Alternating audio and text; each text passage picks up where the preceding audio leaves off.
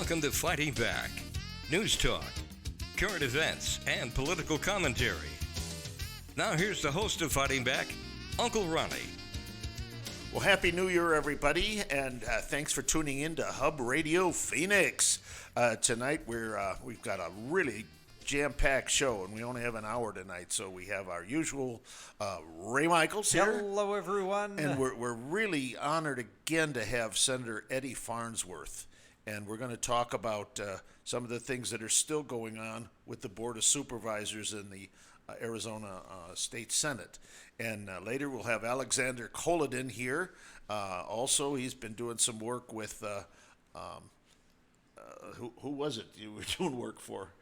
Sidney Of course it was Sidney Powell. I was going to say I thought it was somebody else. Sidney Kraken. No. That's what I was going to say. Well, we've been working for a couple. A couple Sidney Kraken. Okay, and then on the line we happen to have another one of our standbys, and that's Eric Winuk. Now, Eric is in Washington, D.C. There's been a lot going on today. Welcome, Eric. Is everything okay over there? Cold? Yes, very cold, 34 degrees. Today was a very cold, bitter day. It started off with much excitement and certainly ended much differently than I think most of us would have liked. Oh, that's terrible. We have with us Senator Eddie Farnsworth, and of course you know what he's been doing here. Of course, Eric lives here, but he took off to do some things with his son over in Washington. Tell us about what started the day off. I mean, I saw some of this. It looked cold, and then it kind of warmed up. I guess lots of cheer and everybody having a good time. Tell us about that. Yeah, sure. Last night everyone had congregated at the Freedom Plaza. You know, there was 15, 20, 30,000 people down there just rallying. We had the opportunity to hear from General Michael Flynn, which was fantastic. Oh, neat. It was awesome. So, yeah, everyone woke up this morning. We headed down to the Ellipse, which is the President's Park. Mr. O'Connor, excuse me, Mr. O'Connor, do you have a picture of Eric so people know what this guy looks like? I thought we all know. Oh, there he is. Oh, my gosh. Hey, you don't have any hair in that picture. Yeah, that's because I never have any hair. Oh, Well, you must be really cold. I always wear a hat. That's always good. I can imagine you do. You got more hair than I do, but go ahead. I'm sorry to interrupt here. Go ahead. Listen, today it started off amazing, you guys. We went to the President's Park, which is the Ellipse, and I kid you not, there had to be at least 1 million people in the park with the overflow crowd. It was absolutely energized. It was exciting. People were there to support President Trump. And there certainly was a lot of tension, a lot of frustration, and a lot of excitement. And it was all bundled together, and you knew as soon as President Trump started speaking that it was going to be an interesting day, because he had mentioned a couple times in his speech that he hopes that Vice President Pence does the right thing. And I think that kind of, set everybody back a little bit with like, maybe this might not go our way today, because we've all been so positive and really pushing to try and make sure that we can actually have a forensic audit. And what's interesting is President Trump laid out, the 6 states that we can prove voter fraud in and how they did it. And it's still so very alarming to myself and the people on the ground here in D.C. that our elected leaders basically turned another blind eye and decided that they think it's in the best interest to certify a fraudulent vote that everyone knows is fraudulent. So I applaud Senator Farnsworth in what he's doing, trying to get the forensic audit in Arizona. But I can tell you that today was very interesting. And, after the event at the President's Park, the president asked us to all head over to the Capitol, which, we all did. There were a couple 100,000 people there. And as you all know, there were, probably a handful. And when I say handful out of a couple 100,000, I mean 50 to 75 people that actually decided that it was a good idea to try and break into the Capitol building, which I thought was, a mistake. But it was good to see some of the people, like there were a bunch of patriots who stormed the Capitol steps and the stairs. Now, that doesn't mean that they were entering the Capitol, but they were certainly, enhancing their First Amendment rights, and they were on the Capitol steps, and they were certainly energized and enthusiastic about what they were doing. It was both heartwarming and heart-wrenching. Well, and then from what's going on, of course, the mainstream media is going absolutely crazy over this stuff. You know, that we're Trump supporters are all a bunch of yahoos and they're radicals, and the president encouraged violence, which of course he did not. But we understand that shots were fired there. Are you aware of that? Yes, as a matter of fact, we were. Shots were fired inside the Capitol. And my opinion is that there was a young lady that was disrespected. Talk directly into the phone. I said that there was a lady that was struck in the neck and unfortunately passed away. We're having trouble here. Can you speak up a little bit? We're having trouble hearing you. This better, Ronnie? Yes. I said yes. Unfortunately, there was a young lady who was a Trump supporter that did break into the Capitol, and she was struck in the neck, and she unfortunately did pass away. Oh, that is horrible. We've seen some of the videos of that. It's I don't know. Do we know what led up to that altercation? Well, Because she was, from what I understand, she was 14 years in armed services. Military. well, we have all kinds of stories. The latest one that I heard, she was an Air Force veteran of 14 years. Rather young-looking woman. I mean, everybody said that she probably was about 20 years old. She couldn't have been a 14-year-old vet at Well, 20 she years started, old. yeah. Very young. Yeah. Now, the thing is they were trying to get into this building, and they had locked all the doors. Now, from the video that I saw, there were police behind them, trying to move them out of the way. But you'd think with 14 years in the armed forces that she would know if somebody said stop. That means stop. You know, yeah. I mean, And they were yelling to stop, and then she got in. They busted out one of the side windows, and then she started to climb in there, and then somebody shot her. Now, the first-hand reports was that it was a plain-clothes person that was inside the hallway, and he pulled out a gun and shot her. And then, of course, she fell backwards, and there were police right there behind her. I thought it was rather reckless on the part of anybody to shoot a gun when there's people all around, and especially when the people are not armed. yeah, it doesn't make any sense. And no, I'm, Mr. O'Connor and I talked about it, breaking and entering and what the laws are. But, I like to think of it, you don't use deadly force if your life's not in danger. Property, the glass could be replaced. She can't. Any rate, so what's the mood there because of that? Well, we ended up getting an emergency alert about 4:30 that Mayor Bowser was putting in a curfew at 6 p.m. So that was something that kind of, certainly lessened the mood when we heard the young lady got shot. That certainly was a downer, and people were shocked by that. But let me say this, if I may. The Capitol Police were not very prepared for what happened at the state capitol today. This was, in my opinion, a certain dereliction of duty.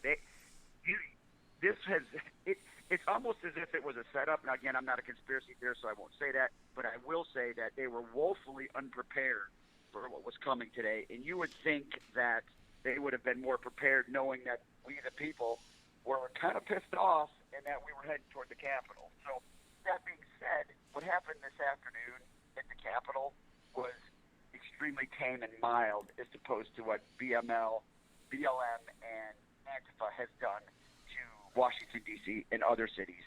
So I'm really disappointed the way the mainstream media is actually painting this, because as a patriot and being there, it is not anything like what we're watching the mainstream media report. And more disheartening is hearing our own Republican leadership come out and say, "Oh, this is disgusting," and it's such a. The simple fact is I'm not going to let 50 to 75 people ruin what a million people stood up for today. Well, it just appears to me, and we're going to talk with Senator Farnsworth about this, is that it seems like a lot of these elected officials don't want to convince the American people that this election was on the up and up and everything was done according to Hoyle, so to speak, and that the American people have a right to know. I mean, the buildings that these people were trying to get into many years ago, you could get into almost at any time and any door, and there were no guards on it. I mean, because it's the people's buildings, it's the people's capital, and you'd be able to just walk in there. Of course, there were guards, but nobody checked you going in and out. Probably happened after 9/11. But the bottom line on all of this, and this is the terrible thing, is that there are people there that don't want us to know the truth.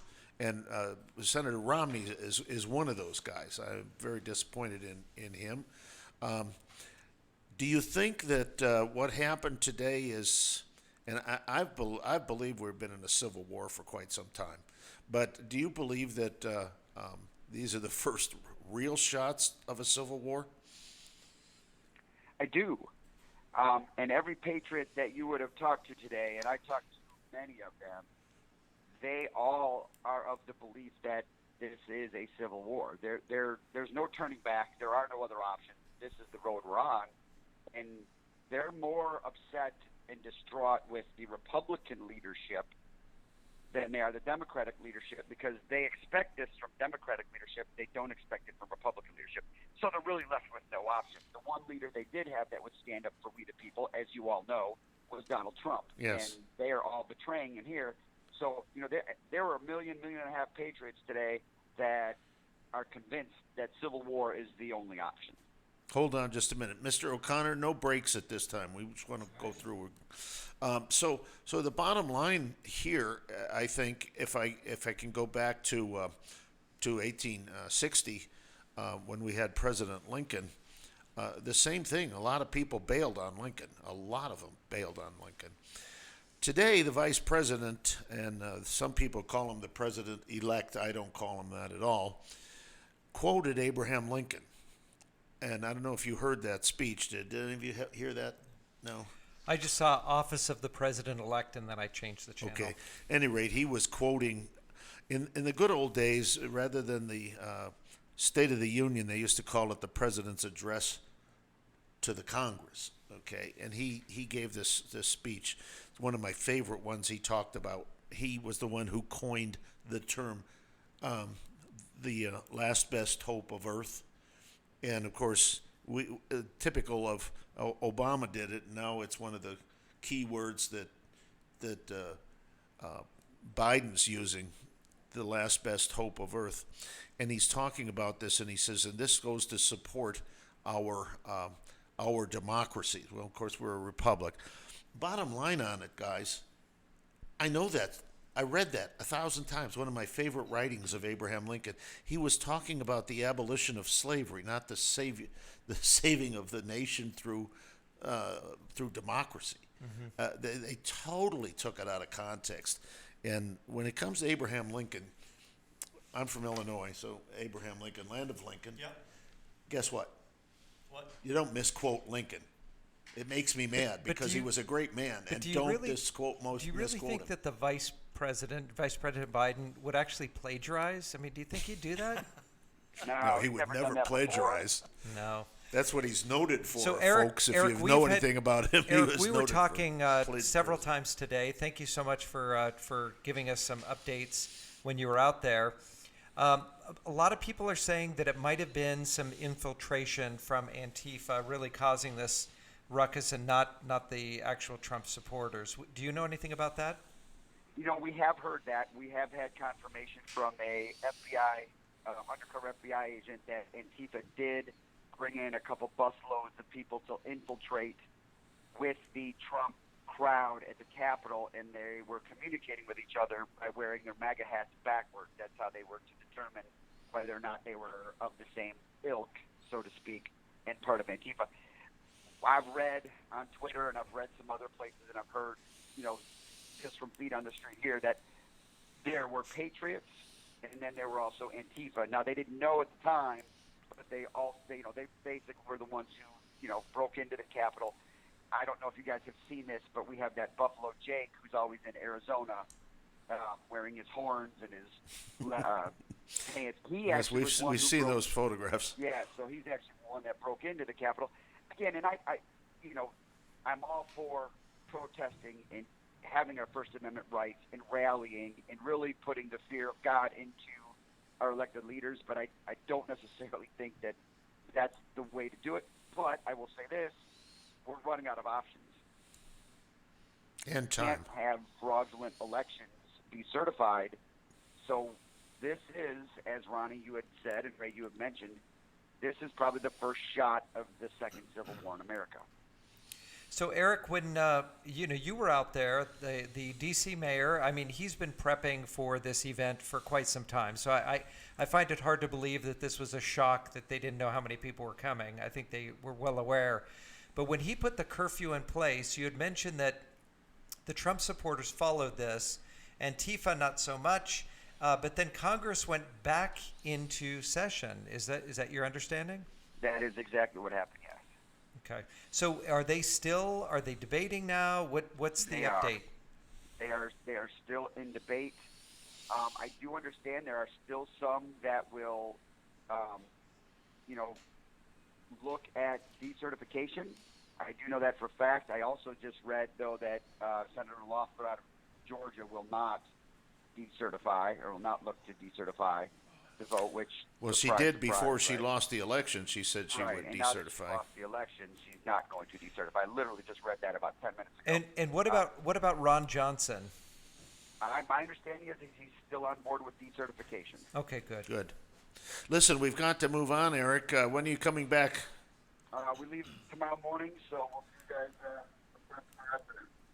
Okay. Well, you be safe out there. It sounds Safe like travels to you, my friend. Sounds like the town's a little crazy right now. Yeah, let me tell you something. There's no need to come to D.C. unless you're forced to. Yeah, I agree. Which is so unfortunate. It's such a beautiful, beautiful city. Yes, it is. It wasn't one time. And thanks for all you do, and thanks for being there. Thanks for reporting for sure. Okay. Now, good luck, guys. okay, thank you. Eric. Now we're on. We have Eddie Farnsworth, and He's been so patient. he has. I am. and Thank yet- you. Did you know that Eddie's a rock star? I'm a good listener. Did you know he's a rock star? Now, did he play in the same 80s rock band that our governor played in? I was with Dee Snider. You were Dee Snider? Yeah. Oh, because our governor was with a band called AC Doocy. Did you remember that? Yeah. Yeah, I did know he that. shook you all night That long. is funny. That's the funniest thing you've said this year. Any rate, Eddie Farnsworth was last time he was on the show. We started this segment around, and he has gotten, I think last I looked, about 120,000 views. So you're a rock star. You really are. That's just family members looking at it over and over. That's Big it. family. That's it. Big family. Yeah. So, at any rate, I heard Monday, of course, you were the court was working again to try to see where we were at. So, tell us how this thing got to court and what's going on now in terms of the Board of Supervisors. Okay. Well, how it got to court is the Board of Supervisors were unwilling to do an outside third-party forensic audit, and they claimed it was because there were pending lawsuits, and so they didn't want to mess with any of the evidence. So what I did was I held a hearing in the Senate Judiciary Committee, and we had testimony, but there were some things that happened there that made me decide that the legislature ought to do its own audit. And so we issued subpoenas. The Senate President and I issued subpoenas, and we were requesting in two different subpoenas. One was for the machines and the software, and the other one was for the CVR, the cast vote record. Those are the digital images we talked about last time. Instead of even attempting to comply, normally in a subpoena, if you feel like some of the subpoena is not valid, you still comply with everything that you can. They didn't comply at all. Not one piece of information, not one ballot, nothing.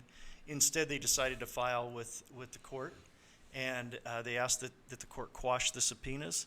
The court was not willing to do that. The court did say that they didn't feel like this writ of mandamus, meaning a compel order, was something they were willing to do at that time.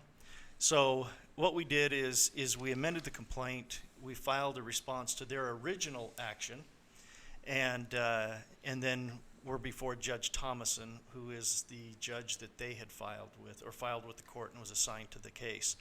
The ironic part of this is they're the ones that ran to the court, and now they're going to they've argued this twice, and they're going to make a motion to dismiss based upon the idea that the court doesn't have jurisdiction. So Yeah, why would they go to them to begin with? it's an absurdity. I mean, it is absolutely an absurdity. But these are the lengths that they're willing to go to keep the people of Arizona from having an audit performed under the auspices of the legislature, which is where it really does belong. Yes. So that's where we are. Monday was a status hearing. Basically, the judge wanted to see where everybody is. This is the first time before Judge Thomason. And then he set the schedule, and we have some responses that have to happen on Friday, Monday, and then Wednesday. And assuming that the judge doesn't side with them and allows this to move forward, then we have arguments that will be made Monday morning. So that's how and where we are. Okay, now, there's one other element to this that bothers me, and it Just one? and that is, you're a short timer here with the legislature. What happens on the 11th? Well, for those who don't know, I've been in the legislature for 18 years. I did not opt to run for re-election. And so on the 11th, on Monday, when the new legislature is seated, then I will no longer be a legislator. So the question is, what happens here? According to our attorney, what he'll do is notify the court that I'm going to be replaced as a named claimant. That will be probably Warren Peterson, who will be the judiciary chairman in the Senate. And so he will basically just replace. I'll be swapped for Warren. As I know him, I know you're a warrior, and I know he is too, but you're a fierce warrior. Well, thanks. Thanks. But I'm not sure. How do you? Does he have pretty much the same feelings you are, and the fire in his belly to make this work? Yes, Warren will be good. I'm not going to be out of it completely. I've already talked to the Senate president, so I will continue to help out where I can. My name won't be on it, any longer. But I will continue to help and work with attorneys and do whatever I can to help move this forward. What do your gut feel? What do you think the court will do? Well, I don't really want to talk about the court, what they're going to do. I'm hopeful that the court is going to, at very least, allow us to have arguments on Wednesday. And I do believe that the outcome should be that the Board of Supervisors are compelled to comply with the subpoenas. These subpoenas are 100% legal and legitimate, and they have the full force of law. And you talk about, we just heard what's going on in D.C. 1.5 million people. I don't know how many people were there, but 1.5 million is what he said. And they were angry enough to storm the Capitol. I don't endorse that. I don't support that. But it shows the frustration that exists. And these things occur not because people have confidence in the election system. It's because they don't have confidence. Right. Yes. You look at our history, and it is replete with a very smooth transition as a general rule. You know what? Somebody wins that I don't like. I don't go out and burn down buildings or do the things that Antifa has done and BLM have done. But this shows the frustration that exists and the lack of confidence in the election system and in the leaders that are over the election system. The Board of Supervisors are absolutely tone deaf to this. And it makes no sense to me why they couldn't, like I said last time, let's put it to bed. Whatever we find, whether we find something that is fraudulent and we need to fix the system, or whether we show that there was nothing to see here. Either way, that's going to help to instill. I do think that we've gotten to the point now that county supervisors have talked about doing their own audit, external audit. That's good. Exactly. That reaction kidding is me? the problem now. They're talking about doing their own external audit once the litigation is gone, which their attorney, not the one that's representing the lawsuit, but the one from the county attorney's office, Mr. Liddy, said that he believed that litigation would be done. This was probably 3 weeks ago. It's not. They still haven't done an audit. But we're to the point now that there is such a lack of confidence in the Board of Supervisors that now we have a recall process that's going on against all 5 of them. And if they were to do an outside audit, there would be grave concerns whether there was tampering or anything like that from the Board of Supervisors. This no longer is even an option. It has to be done by the legislature. The legislature holds the plenary authority, and they have the right to do it anyway. But the board should say, look, we made a mistake. We didn't realize that people wanted this as badly as they do. Not that anybody's going to believe that. And we're going to comply with the audits, and here's the information. You guys do the audits, and whatever we find, we find. If they choose not to comply with the audit, or with the subpoena, I should say, they are subject to arrest, are they not? There are three options in the law. Number one is that we can go to court. The court has, in our argument, the court has general jurisdiction, and so they can order and compel. The second option is that the legislature, when they're in session, they have the ability to declare contempt of legislative subpoena. And the remedy at that point is that the Senate president, if the Senate votes for that, or the House Speaker, if the House were to vote for it, they have the authority to send the sergeant at arms out to arrest, and those individuals that are in violation can be incarcerated. The third option, and this is not one to necessarily compel, this is just a punitive measure, is that this is a Class 2 misdemeanor. And so the AG could prosecute this, and they could be convicted of a Class 2 misdemeanor. Oh, wow. I don't think they take this as serious as the public takes it. Oh, they are in an echo chamber that they can't hear anything that's coming their way, and the real disturbing piece of this is leading up to where we are now. The real disturbing part is that when we had our hearing, probably 3 weeks ago, their testimony was that it was 100% perfect, that there were 0 errors, and that there's no way there could have been any fraud on those machines without them knowing it. Now, that kind of arrogance and belief that you are infallible is exactly what people that want to do things and mess with this system are looking for. The arrogance of people who believe that they are infallible. Question, the cast vote record, did they ever provide that information to the Senate? They have not provided a shred of information to the Senate. Not because a single I shred. have asked for it from many, many times from some of the supervisors that they provide that. I've never gotten it. I've asked Chukri. We've asked Bill Gates. No relation to the Microsoft Bill Gates. Ask him on the show. He's never even responded to my requests, both on phone and by texting. No response whatsoever. But it's that record that's going to really tell what's going on. If it does not balance to the votes that were, the ballots that came in to the ballots that were counted, there's a problem. And I'll tell you, from what I'm hearing from people, secondhand, of course, which is rumor, that it doesn't balance. Here's the thing I don't understand, and you probably discussed it last time you were here. So if you've been watching the show, if you've been watching the news, everybody's making reference to the Constitution, Article 2, Section 1, Paragraph 2 of the Constitution, which specifically states that the election is by the state legislature. So when did the state... It needs to be certified by the legislature. Right, but the state legislature is the ones who pick the electors for the Electoral College. Is that correct? The authority is granted in a plenary authority, meaning absolute authority goes to the legislature of each state.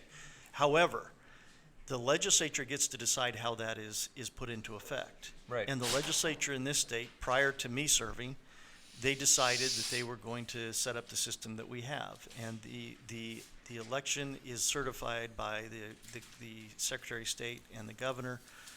The legislature does not certify directly at this point. I think that's one of the changes that needs to happen in this session, is that needs to be taken back and the legislature needs to certify the electors. That's a very important change, in my opinion. So does, because the legislature is the governing body, so do they at any time, can they say, we don't like what the Board of Supervisors is doing, we don't like what the Secretary of State is doing, we can't do that, we're going to take that back? It can, but again, then I think this is the confusion, is that because the Constitution doesn't dictate the process. So it gives the legislature plenary authority, and then it also grants the legislature the authority to decide how that's going to be put into effect. So the legislature can change it, but they can't just decide that we're going to do it without going through the proper process, which is to go into session, to have a vote, to change the law that was already passed by the legislature, or by the people, to be honest with you. And so that process has to be followed. That's where the frustration has come with the legislature in this particular issue, is that the legislature was not able to call itself back into session because it didn't have the votes to do so. The governor could have called us into session with just the stroke of a pen. And for whatever reason, he has chosen not to as well. Well, I think we know why. So who picks the actual electors for the Republican side and for the Democratic side? Is that the state legislature? No, the electors are voted on and in the parties, and then the party is the one that sends those. Was that another one of those where the legislature said we're going to allow them to do it this way? I think that's the case, that we delegated it to the parties to choose their own electors. There are obligations within the statute, and so we created a framework, but the decision is at the party level, and they do an entire election within their party as to who's going to be the elector. Ray, do you have another question? Because we've got a break coming up here, Mr. O'Connor, and then we've got to move on to our next guest. All right, so there's a question from one of our viewers just regarding the justification that the Board of Supervisors gave, that they couldn't comply because they didn't want to give out any voter information. Can you tell us a little bit more about that? Sure. So when we issued the subpoenas, we went to experts. I'm the one that talked to the experts, and we got essentially the information that they needed to effect a real audit, and it included pretty much everything. And so the Board of Supervisors have used the argument that any kind of personal information is somehow going to be given out. It's going to be made public. They've used that to create fear with people and to try to create opposition. I can tell you that is absolutely hogwash. Well, I've seen a ballot. I don't see any names on it. I don't see any numbers on it. I don't see any party affiliation on it. Well, we could still get information because you have some of the other documents that might have it. Oh, the envelope. But that's going to be an obligation by the legislature to make sure that we don't disclose anything that we're not supposed to disclose. Right. And quite honestly, this information isn't going to come to me anyway. I issued the subpoenas, but they're going to go to a third-party auditor who's certified to do this, and the chain of custody is going to exist. So we're not going to disclose it. But here's the other part. There are two other things I want to point out briefly. The legislature has the plenary authority. We have delegated the authority to manage the elections to the counties, to the recorders, etc. If we can delegate the authority for them to have that information, why can't we have that information as well?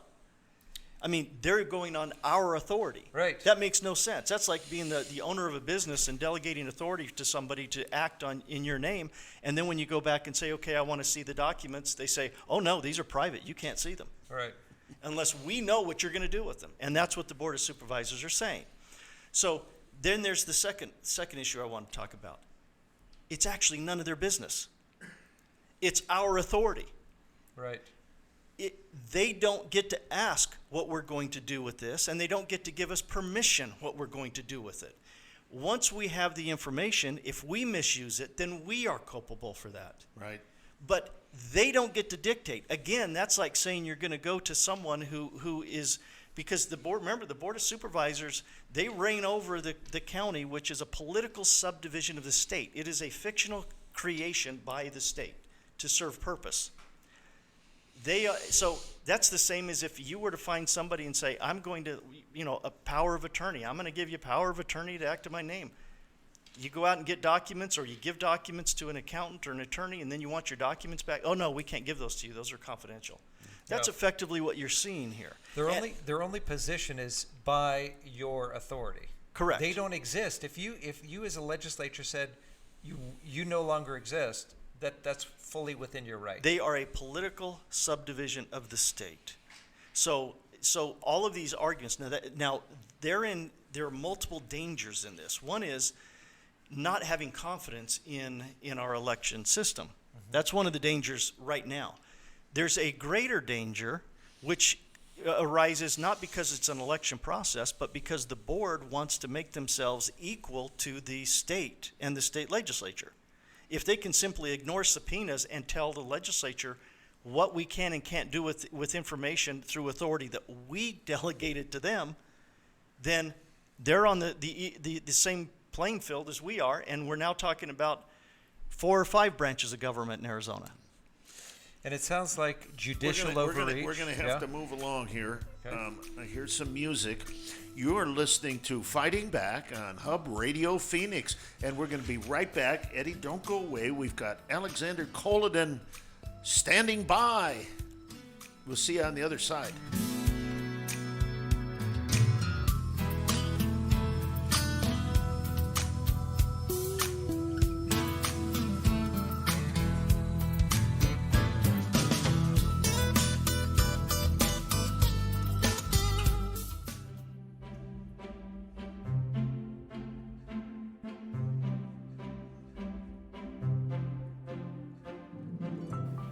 Well, we got through the Medicare annual enrollment period in the fall, and we got through the holidays as well. Hi, I'm Peter Martin, Senior Planning Advisor. I hope that everyone had a wonderful holiday season. With the new year upon us, you may be wondering whether you made the right choice of Advantage plan for 2021. It's okay, not a problem. I'll conduct a complimentary review of your plan for you. And should a change be advisable, we've been given a 2021 open enrollment period within which we can still switch plans. But don't wait too long. This open enrollment period will not last forever. I look forward to hearing from you.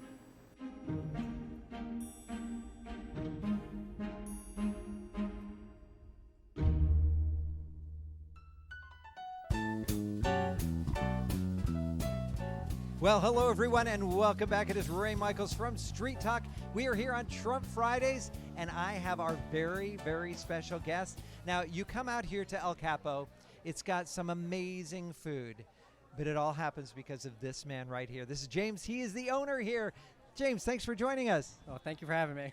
Well, James, I'll tell you what, everybody loves coming here, and your pizza is spectacular. Oh, thank you very much. It's very nice to hear. Well, I'll tell you, is it a special recipe? I got to know. Yes, it is a special recipe. You know, everyone says that water is the big deal why you can't get good New York-style pizza in Arizona. So we actually have a secret ingredient where we use beer. My family actually owns a State 48 brewery, so I actually use their beer in our dough recipe. Well, that works out pretty good. So you have a whole family in the restaurant industry. Yes, I do. Well, James, thank you so much for joining us here. Don't forget, El Capo, you got to come out. Trump Fridays happens every single Friday right here on Scottsdale Road and Shea. I'm Ray Michaels. We'll see you real soon.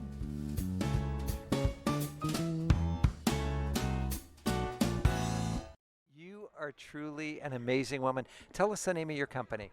It's Janet King. Well, DBA M&R Janet King. I've been doing this for 18 years, and I have 70 employees working for me. I do commercial cleaning. If you guys need any commercial Yeah, you're here in the Valley. I'm here in the Valley. I work in Chandler, Tempe, Mesa, Phoenix, everywhere. And now after coronavirus and March 18, 20, I'm doing fogging and completely total disinfecting of any facility. You have an active case in your facility, call me, I'll take care of you. So you take care of homes, it could be adult living, anything like that? Anything that you need a total disinfecting. I have the equipment, I have the people, and whatever you need. Let's kill this virus. All right, so what's the website? It's marthayamas.com. Go to my website, and then you'll see everything I do and, everything about me. All right, spell out your last name for all of our viewing audience. I start with my name, MARTHA.LLAMAS.com. That's where you go. And how do they reach you by telephone? My phone number is 480-577-9574.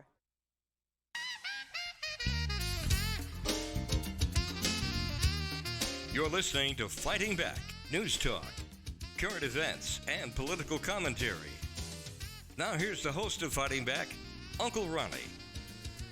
Hello and welcome back to Hub Radio Phoenix. We're glad you're sticking with us, and we have Alexander Kolodin. Now this guy, last time you saw him, I think Abraham Lincoln would have been proud of your beard. That's right. Now he did shave it off as a New Year's resolution, but as you can see, he's either a mechanic that's not real good, he's got grease all over his face, or he's growing a beard again.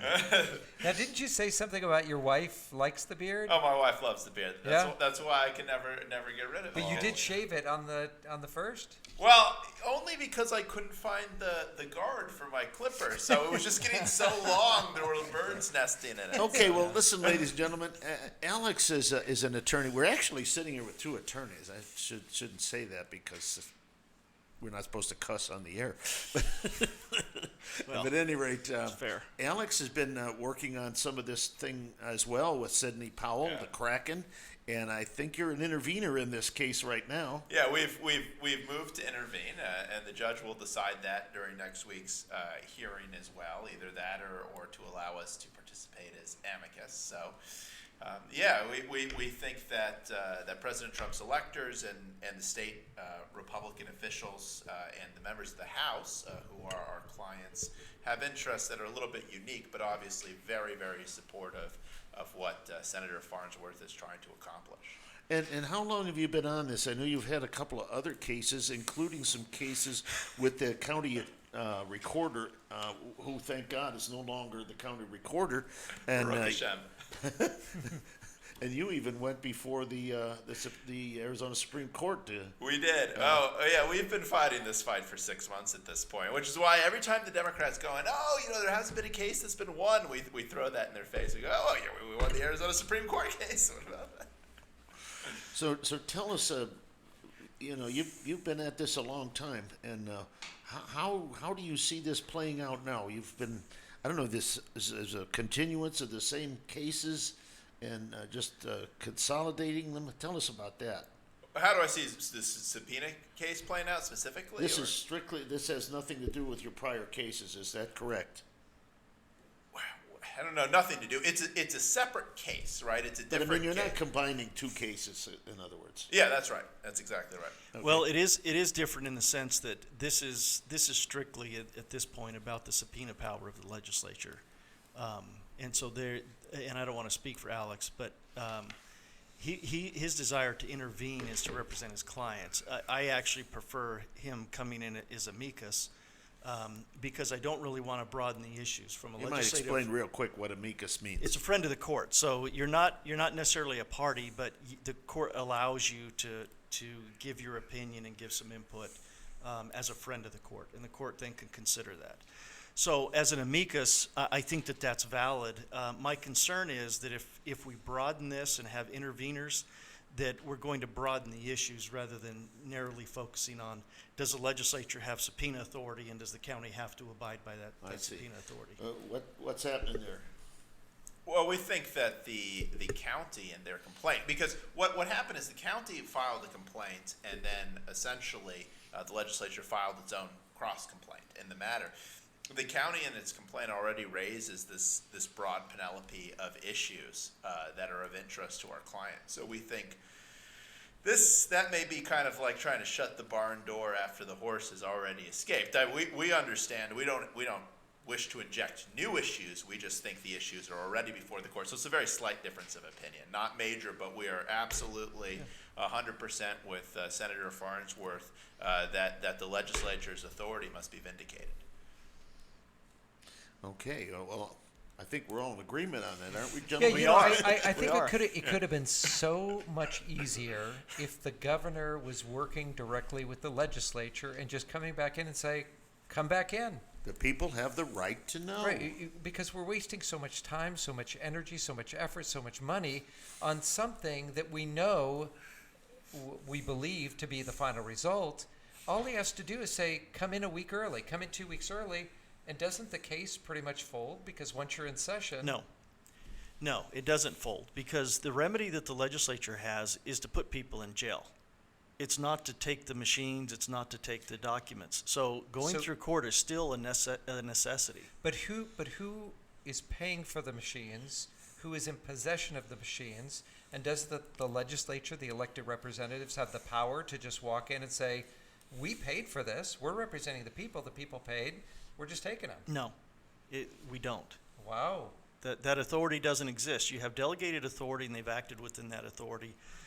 They've entered into contracts, things like that. So you can't go in there and circumvent all of that. Now, we can change it by going into session and changing the law, removing their authority. That's certainly possible. But that. And would that be a bad thing? No, I don't think we remove it. I think that the fact that you have supervisors right now in Maricopa County that are choosing to block this legitimate and plenary right doesn't mean that we shouldn't use counties for this process. It means that they ought to understand that they are a political subdivision, and if the legislature decides that they're going to be the ultimate arbiter of an election that is valid, that they need to respect that, and they need to work with the legislature on behalf of the people of Arizona rather than trying to obstruct it. Right. And that's what they're doing now. They're simply obstructing. Right. Wow. Okay, now, Alex, you've been through several of these cases. Is there anything still left that Sidney Powell has going? At least I know that you're trying to get through the Supreme Court, but that seems to be a blocked effort. What's going on there? Well, the Supreme Court, the Supremes will do what the Supremes will do on their schedule. One of the things that Sidney believes is, it ain't truly over until it's over, until Inauguration Day, which is the only date set in the Constitution. And so obviously, if there were audit results prior to inauguration that were even more conclusive of fraud than the evidence we've already presented, there may be something that could be done at the last minute there, right? And obviously with the Supreme Court. But also you have,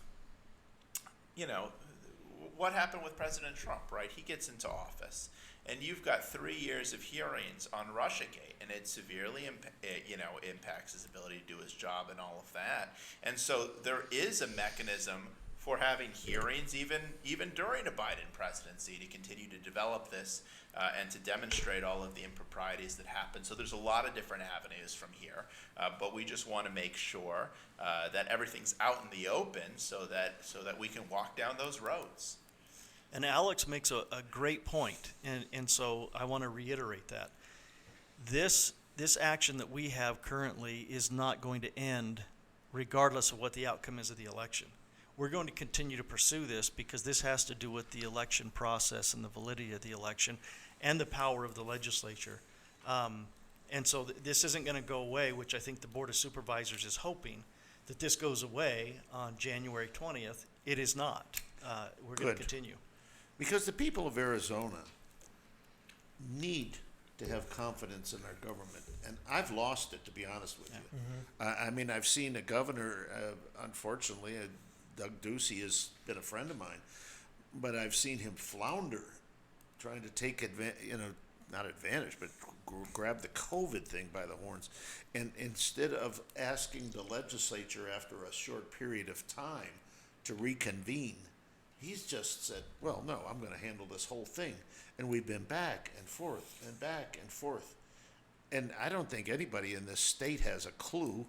And then I look to the national leadership, I look what Dr. Fauci says, and it's the same thing. I mean, this. Now, why would you do that? Why would I do that? Why would you look to what he said? No, I'm not. What I'm saying is that every other day we've got a different direction we're heading in, and we need to sit down and decide how we're gonna handle this in our state. Senator, let me ask you something. So, an emergency is decreed, right? And I think everybody agrees there should be a set limit, and I think that that's going to be on the next session, that a lot of people are going to be bringing some bills accordingly. But it can't be in a state of perpetual emergency. If something is still an emergency after 10 months, somebody's not doing their job. Well, you would think that that's logical and that's true, but it's not. Under current Arizona law, there is no automatic end to a declaration of emergency by the governor. That is why I believe he is happy that we're out of session, because at this point he basically is the king of Arizona. The legislature is not in session to kind of keep him in check. The other thing is that I had legislation that passed through the House, and John Kavanaugh sponsored it. But I drafted legislation to help protect businesses and individuals and schools and churches against these claims that we knew were going to come in for the claiming that somebody got COVID at a restaurant. He didn't like that, and so it ended up dying when they closed out session, the 3 Republicans that went with the Democrats. And basically 2 of killed the 3 that. are no longer in the legislature because of those decisions. That's correct. They lost their elections. 1 is left, and we'll see what he does. But those are the decisions that have been made over the last year. I don't understand.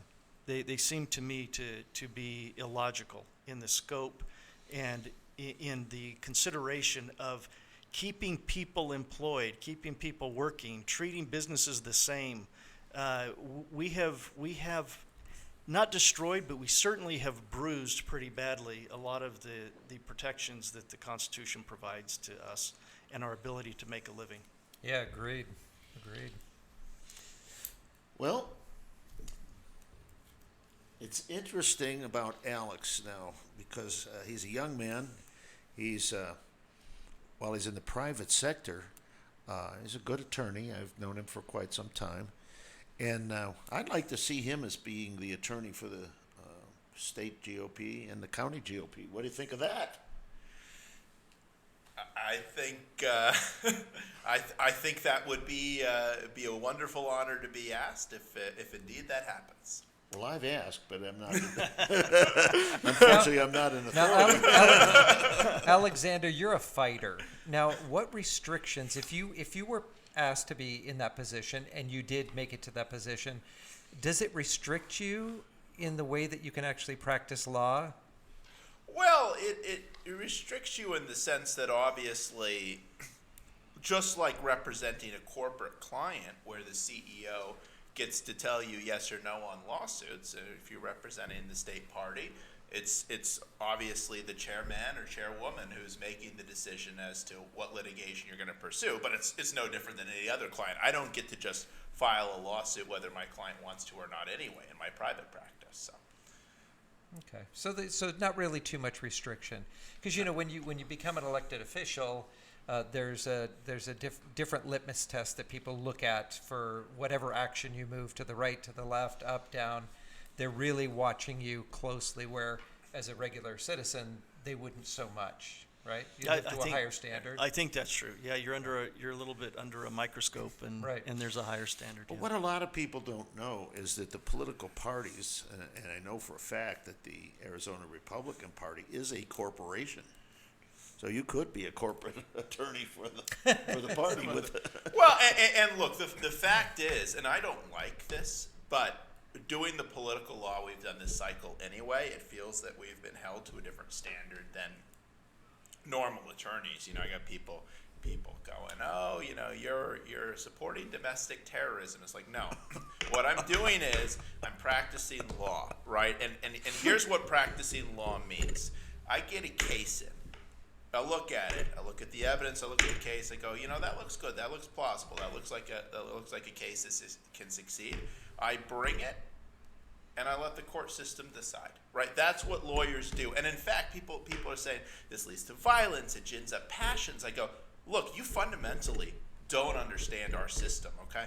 Our system is that we have lawyers and courts. So we have a better way of resolving political disputes than violence, right? And I'm proud to play that part. I think it's fundamental. Well, I have a basic question. When are you going to stop practicing law and actually do law? Well, you see these few gray hairs? When they're all gray, then maybe. He's been practicing ever since I knew him, but I wish he'd really get a job. Right? And He's getting better. Perfect. Yeah, he's getting better. It's always the presumption of innocence, though, right? In any court of law that you would walk into. Well, it depends. The civil standard's a little bit different. But I always say when the government is the defendant, I would prefer the presumption of guilt, right? I always assume that the government is just doing wrong things. Well, no, I think the founding fathers agreed with you on that too. They said, the restrictions of our Constitution, state and federal, are to limit the government's authority, That's right. not That's to right. limit the people's authority, Yeah. because it is consent of the governed. And a lot of things I don't consent to. That's Although, right. although the state constitutions and authority for the state is much different than the federal government. The federal government is an enumerated power, and the state actually has a much broader authority. But generally, you're right. No, 10th Amendment. Correct. yeah. It's not Yeah, listed not here as the specifically federal, given, it's the yeah, state's to power. the people, to the state, goes to the state, Yep. Yeah, respectively. yeah, very much so. Yeah. I don't know where we're going from here, gentlemen. The clock keeps ticking towards the 20th. Now, there is something that, and I hope I'm not throwing this out at you. I have no idea what this is. I did read it, that there is something in the District of Columbia that is called a writ of quo warranto. Have you ever heard that term? I have, but I'm not sure how that applies to national elections. Well, supposedly what it means is if anyone holding office, and in this case it's the district and its federal office, has gotten there through devious means or through fraud or so forth, that they can be removed from office.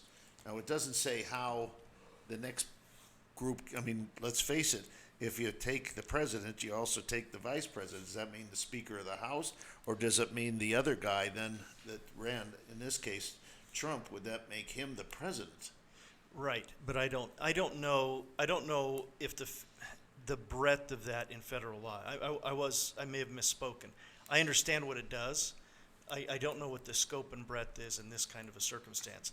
But it's still a question out there. I mean, when you look at the debate, for example, and I don't know how much you watched, but when they challenged the elector on Arizona, Andy Biggs presented a stack of 1,000 affidavits saying that these people actually were willing to sign an affidavit stating that there was fraud that existed. These aren't unnamed people that just said, "Oh, I think I saw something, but I'm not sure." They actually put their name on an affidavit under the penalty of perjury that they witnessed this or they experienced it. Yet we continue to hear from the other side that there is no evidence. That's absolutely untrue. Yeah. So I don't know where we go either. But So hypothetically, and this is for both of you, hypothetically, Biden gets in, he gets sworn in, he's in for a period of a month, and a state comes in that would have definitely swayed it over to the other side, and the legislature meets and they find fraud. It is right there. It goes through the court system. Yes, 100% there was fraud.